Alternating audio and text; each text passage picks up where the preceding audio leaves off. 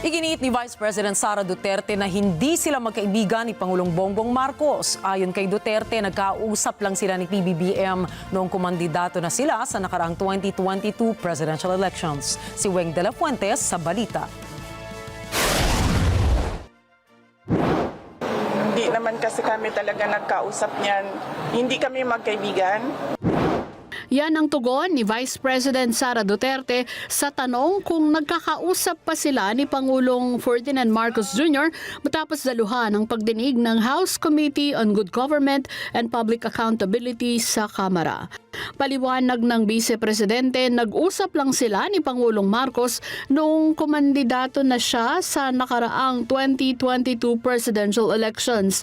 Ang matagal na anya niyang kaibigan ay si Senadora Amy Marcos. Nagkakilala lang kami dahil naging running mate kami. So, bago pa man kami naging running mates, hindi na kami nag-uusap. Nagkausap lang kami during campaign at dahil sa trabaho noon. But ngayon, hindi na kami nagkausap.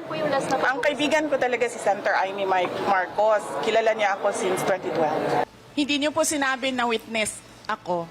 Tinanong din ng Vice Presidente kung may plano siyang humingi ng tulong kay Pangulong Marcos sa isyung kinakaharap sa Kamara.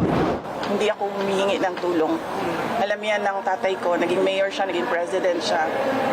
Hindi ako humihingi ng tulong talaga. Kaya nga kanina kung nakita ninyo, lumapit ako kay Congresswoman Gloria Arroyo. Sinabihan ko siya, ma'am, huwag ka na magpa-stress. Dahil dito sa ginagawa nila sa akin, kaya ko ito. Don't stress yourself about it. Yan din ang sinabi ko kay Congressman Marcoleta. Huli umanong nagkausap sina Pangulong Marcos at VP Sara noong magsumite siya ng resignation letter bilang kalihim ng Department of Education. Weng de la Fuente para sa Mata ng Agila, matatag, matapang, matapat. Maraming salamat sa inyo pong pagsubaybay sa Mata ng Agila Primetime. Para malaman ang matatag, matapang at matapat na mga balita, i-follow lamang at mag-subscribe sa @Net25 TV.